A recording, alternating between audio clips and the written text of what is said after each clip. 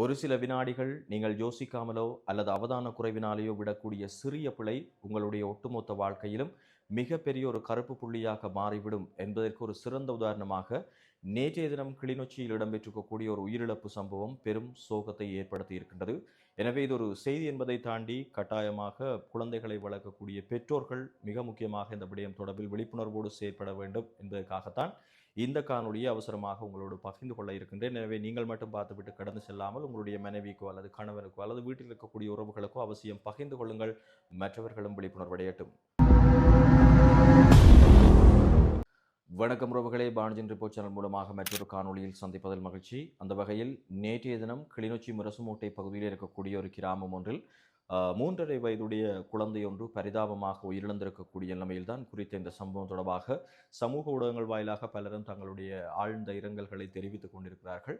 இந்த இறப்பிற்குரிய காரணம் என்னன்னு சொல்லி சொன்னால், இது குறித்த அந்த சிறுமியினுடைய வீட்டிலே இருக்கக்கூடிய உறவினர், அவருடைய வயது 18 என்பதாகத்தான் தெரிய வருகின்றது. அவர் வளமை போன்று வேலைக்கு செல்வதற்காக உளவு இயந்திரத்தை இயக்கியிருக்கிறார். இவ்வாறு உளவு இயந்திரத்தை இயக்கும் போதாக இந்த உளவு இயந்திரத்தினுடைய பெட்டியின் பின்பகுதியிலே குறித்த இந்த 3.5 வயதுடைய குழந்தை அந்த இடத்தில் நின்றிருக்கின்றது. எனவே இந்த விடயத்தை அவரும் பார்க்கவில்லை, அவரும் அவதானிக்கவில்லை. தான் வேலைக்கு செல்ல வேண்டும் என்ற அவசரத்தில் அவரும் உளவு இயந்திரத்தை இயக்கிய வேளையில் குறித்த அந்த பெட்டிக்கு அருகாமையில் நின்ற அந்த குழந்தை அந்த உளவு இயந்திரத்தினுடைய சில்லில் தவறுதலாக விழுந்திருக்கின்றது. இதன் போதாக சில்லில் அகப்பட்டு அந்த குழந்தையும் பரிதாபகரமாக உயிரிழந்திருக்கின்றது.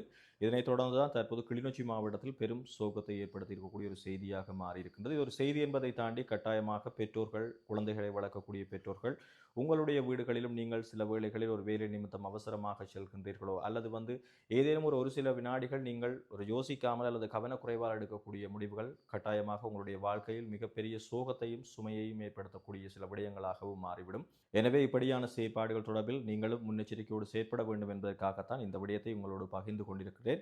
இப்படியான ஏதேனும் ஒரு சம்பவத்தை நீங்கள் எதிர்கொண்டிருந்தால் அது தொடர்பிலான விடயத்தை கமெண்ட்ஸ் மூலமாக தெரிவியுங்கள். கட்டாயமாக உங்களுடைய சமூக ஊடகங்களுக்கும் உங்களுடைய வீடுகளில் இருக்கக்கூடிய உறவினர்களுக்கும் பகிர்ந்து கொள்ளுங்கள்.